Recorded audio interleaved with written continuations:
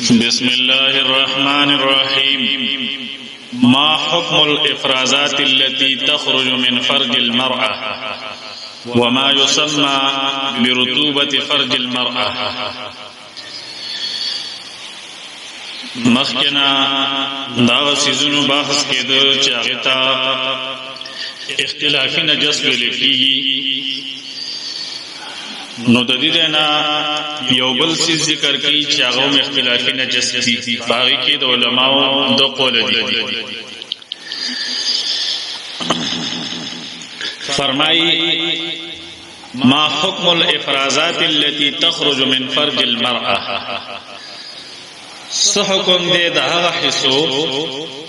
دا هغه سيزونو چې هغه راوځي د عورت زنانه وما يسمى او هغه چې هغه ته نوم کې خود لیکيږي برطوبه فرج المرأة، پر رطوبت د شرمګاه د زنانه باندې. نو د دې واره کې د علماو دو مذهب ذکر کړي. فرمایي للعلماء علماء د پاره فی رطوبت فرج المرأة مذهبان، مبارد رطوبت شرمګاه د زنانه کې دو مذهب دي، یعنی پدې کې د علماو دو قول دي. الاول اولنی مذهب چې ده هغه ده انه نجس، چې دا پلیت دي. اولنی قول دا ذکر کوي چې دا رطوبت چې کوم د شرمګاه د زنانه نه راوځي نو دا پلیت دی. ولی؟ لأنه في الفرج لا يخلق منه الولد، ځکه چې دغه رطوبت چې ده په شرمګاه کې د دینه بچی نه پیدا کیږي. یو هو نطفه ده، نو داغه باره کې ددا ترجیح ورکړی و چې نطفه پاکه ده، دغه چې هغه نه بچی پیدا کیږي. او دلته کې دا وی چې دغه رطوبت چې د دینه بچی نه پیدا کیږي، دیو جنا اشبه المذیه، نو دغه رطوبت دا مشابه شو د مزي سره. نو څه حکم چې د مزي دی ماغه حکم د دې شو. نو د مزي حکم دار چې هغه نجسه د پلیته ده، نو دارنګي دغه رطوبت داوم پلیت دی. اوس دغه مذهب د پاره دلایل ذکر کړي. واستدلوا بحديث زيد بن خالد، او دوی دلیل نه ولې په حدیث زید بن خالد سره رحمه الله انه یقینا د سالت کوسکو عثمان بن عفان رضی الله عنه، د عثمان بن عفان رضی الله عنه فقال قصدوه فتپوس کولو کی دا تپوسو ارائیت تخبر راکا اذا جامع الرجل امرأته، کلچی جماعو کی او سڑے دخپلی بی بی سرا فلم یمنی پس منی اونوزی، صرف جماعو شی او ادخالو شی. قال عثمان رضی اللہ عنہ فرمائل یتوضع لباودس کی کما یتوضع للصلاة، لکه څنګه چې اودس کی مانزه د پارا داسې اودس کړي. ويغسل ذکره او خپل شرمګاه به وینځي. قال عثمان رضی اللہ عنہ فرمائل سمعته من رسول الله صلی الله علیه وسلم، دا ما د نبی صلی الله علیه وسلم نا اوریدلی. الحدیث معنا دا حدیث اخره پوری اولولا. دا روایت صحیح الاسناد د امام بخاری رحمه الله او امام مسلم نقل کړي. سند صحیح دی لیکن دا روایت منسوخ دی، لکه رسو ذکر کړي. وحديث أبي بن كعب او بل چې حدیث د ابی ابن کعب رضی الله عنه دی انه قال یقینا تپوسو یا رسول الله اے دا الله تعالی رسول اذا جمع الرجل المرأه کله چې جماو کی سړی د خزي سره فلم ينزل فسنزال نشي سبب صحکم قال نبی صلی الله علیه وسلم فرمایلی یغسل ما مس المرأه منه وینځي باغ چې رسیدلی وی زنانتا منه د سړینا ثم يتوضا بیا باود سوسی ويصلي دا روایت صحیح الاسناد دی امام بخاری امام مسلم نقل کړي دي دا روایت منسوخ قالوا دغ علماء فرمایي فامر النبي صلى الله عليه وسلم پس حکم اکو نبی صلی اللہ علیہ وسلم بغسل ما اصیب من فرد المرأة پوینزلو دا غس سرا چی ورسیگی دا شرمگاد زناننا دلیل پدی کی دلیل لے یا فامر النبی اللہ علیہ وسلم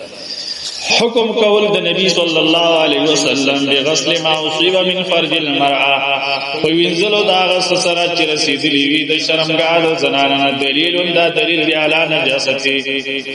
په پلیتوالی رطوبت الفرج د رطوبت او لونوالی د شرمګا سره واعترض پدی باندې اعتراض کړی شوی دی پدغه دو حدیثونو باندې لأن الحديثين منسوخان یقینا دا دوه حدیثونه منسوخ دي لکه امام ابن حجر رحمه الله فتح الباری کی ذکر کړی باحاديث الامر بالغسل باغ حدیث سره چې باغی کی حکم راغلی په غسل لکه رسول براشی خپل ځای کې ان شاء الله تعالی نو دا احادیث په ابتداء د اسلام باندې حمل وبانه او په دې باندې دا اعتراض کړی شوی دی يحتمل دا احتمال لري ان يكون الامر بالغسل چې وی حکم غسل کوینځلو سره من اجل المزید وجد مزینا الذي يخرج منه چراوزی د سړینا او منها یا د زنانه راوزی واستدلوا كذلك او دوی دلیل نیولې ده دارنګي علی نجاسته په نجاست سزا رطوبت سره بکونی خارجا من احد السبیلین پدې باندې چې دا وتون کی وی د یو د دوړو لارونه دا د دې سره تعلق ساتي او قاعده او قانون دا دی والقاعده قاعده دا ان ما خرج من السبيلين یقینا هغه چې راوځي د دوه لارونه او نجس هغه چې نجس ته پلیت دی عدل منی سوا د مړای دا یو قول ذکر کاغه لپاره دلایل ذکر کړل بل قول ذکر کړي القول الثاني بهم قول دار ان افرازات الفرج طاهره یقینا هغه حصے چاغه د شرمګان راوزی طاهره دا پاک دي ويستدل لهذا المذهب او دلیل نیول کیږي دغه مذهب د فارا بما یلی اجر استرازی ان عائشہ رضی اللہ عنہا یقین عائشہ رضی اللہ عنہا چوا کانت اغوا تفرق المنیہ چگرولوا منی من ثوب النبی صلی اللہ علیہ وسلم دجامد نبی صلی اللہ علیہ وسلم وهو من جماع او دغه منی چی دا د جما د وجنه فإنه پس یقینا شان دا د محتلما نبی قط چرته احتلام نه دی شوی د پیغمبر هر ګرځ پیغمبر صلی الله علیه وسلم چرته احتلام نه دی شوی دا کدا خبره په مغنی کې عمر راغلی ده خودلته حاشیه کې وی چې دا خبره دا دلیل ته محتاج ده نص ته محتاج ده چې د قران او د سنت نه ذکر کړي او په دې مسله کې موږ ته دلیل نه معلوم وهو يلاقي رطوبة الفرج نو دا ملاقات کی یعنی د دې حکم داسې لکه څنګه چې لونواله د فرج داغه حکم دی ولاننا او د دې وجنا کچري یقینا منغ لو حکمنا منغ حکمکو بنجاست فرج المرأه په پلیتوالی د شرمګاه د زنانه سره له حکمنا نو خامخ من بیا حکم کو بنجاست منیها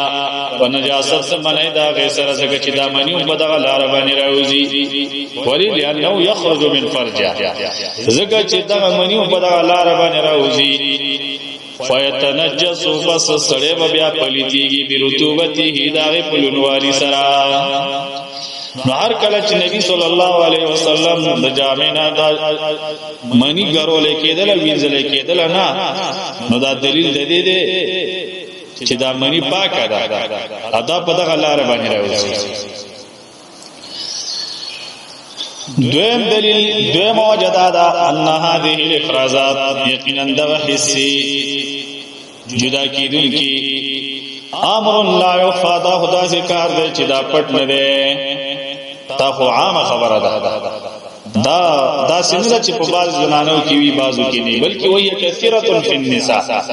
دا په زنانو کې ډیری ولا شک او بری کې شک نشته انه کان موجودا یقینا دا موجود فی النساء فزنانو کې فی عهد النبی صلی الله علیه وسلم فزمانه د نبی صلی الله علیه وسلم کې کنیسای زمانه نه پشان د زنانو د زمانه زمونږه بار کله چې دا وخت موجودو ولم يرد او دا نه نقل شوی ان النبي صلی الله علیه وسلم یقینا نبی صلی الله علیه وسلم امرهن چې ته حکم کړی وی دا زنانو ته بالغسل منه او وینځلو سره د دې د وجنا او الوضوء منه یا بعد سره د دینه درې موجدا دا ان مخرج یقینا زید وتلو هذه الافرازات دغه حصو غیر مخرج البول النجس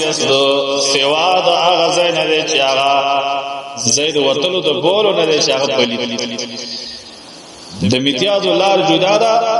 او دغه رطوبات لار جدا ده دی وجنا دا پلیت نه دی لکه څنګه چې واړو بول پلیت دي سلورم ان قول الفقهاء یقینا قول د فقهاء چې فقها دا خبره کوي چې کله ما خرج من السبيلين نجس چې هر هغه څه چې هغه راوځي د دوه لارونو مخکنی لار وستنی لار نجس دا پلیت عدل منی سوا د منینا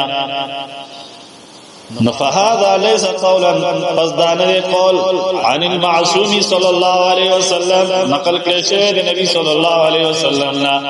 ولم ينعقد عليه اجماع العلماء او پدیمنه ندم منعقد شوی اجماع الامت بل قد ورد بلکہ یقینا واقع شوی دی ان بعض ما يخرج من السبيلين یقینا بعض چراوزی دولار لا ينقض الوضوء نمات او داسه د پارا قدم الاستحاضه لکا وینه د استحاضه شلا علامه سیتی بنا پای باندې چې اوس ورای شي موضوع په خپل ځای کې ان شاء الله تعالی تکمیل تفصیل شي قلت اوس دلته صاحب دی کتاب وی دواړه اقوال ذکر کړ د خپل پنځ باندې راجح ذکر کړ قلتو دیوی زویما والذی او خبرا یترجح جغراجح دا عندي زما پنځبانی التفصیل پدې کی تفصیل دی فإن كانت او تفصیل دار پس کچری وی هذه الافرازات دغه حصے دغه رطوبات تخرج راوزی من المرأة د زناننا عند ملاعبه الزوج وقت هغه وخت کې چې کله خاوند خزي سره ملاعبه کی لوبي کوي سره او ارادت الجماع یا په وخت د اراده جماع کی روزی و نحوی خاصه یا دغه نور شو خاص فهذا هو المزج فذا بیا مزید شول ځکه مزه تعریف هم دغه چې په دغه وخت کې راوځي وقد عرفت او یقینا تا پیجندل انه نجس چې دا مزید نجس دا پلیت دا یجب غسله جدی وینزل لازم دی وانه یقینا دغه مزید ناقض للوضوء ما تون کې دا لپاره دا وداس به سره وداس ماتي واما اذا كانت او ہر چی کلوی هذه الافرازات دغه حصے رطوبات تخرج راوزی من فرج المرات د شرمګا د زنانه فی غالب الاوقات په غالب اوقات کې عام اوقات چې هغه دغه اوقات نی ملاعبۃ الزوج نوی اراده الجماع وتزداد او دغه زیاتیږي دغه رطوبات اثناء الحمل چې کله حمل وي دا وخت کې دی وعند بذل المجهود او چې کله خپل کوشش استعمال کی او ستړیواله ورسی او المشي الكثير یا ډیر رفتار وشي او دغه حالت زنانه تراش فهذه طائرة تدغر رطوبات دا پاک دی علی الاصل فاصل باندې بنا پاصل باندې ځکه مخکې ویلو چې اصل باشاو کې طهارت دی لعدم الدلیل ځکه چې دلیل نشته علی نجاستها د دې په نجاست باندې والله اعلم الله تعالی زیات خپوي نو خلاصہ د کلام دا شولا چې نننی درس کې دا مسله ذکر کړه چې کوم رطوبات د فرج المرأه د شرمګا د زنانه ناروزی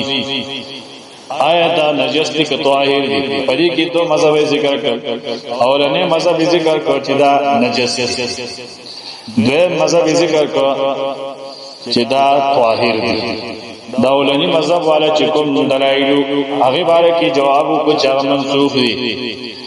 او دویم مذهب ذکر کړ داغه د پاره دلایل ذکر کړل اخر کې بیا راجح خبره ذکر کړل قول فیصل ذکر کړ او قول فیصل داره کچره دغه رطوبات دغه لنواله هغه وخت کې چې کله خاوند د خپل سره ملاعبه کوي یا اراده د جنا کوي دغه زنانه چې په دغه وخت کې راوځي نو بیا دا مزید او مزه حکم دار چې هغه نجس تا او هغه سره ودس ماتي او چې کله دغه رطوبات دغه لنواله د شرمګان راوځي په عام اوقاتو کې او خصوصا چې کله حمل زمانوي دارنګي مشقت وی په لار باندې رواني دغه سي ډیر زیات مزر وکي او دا رطوبات خارج شي نو بیا دا پاک دی بنا پاسل باندې زکه چې د دې په نجاست باندې بیا دلیل نشته ده والله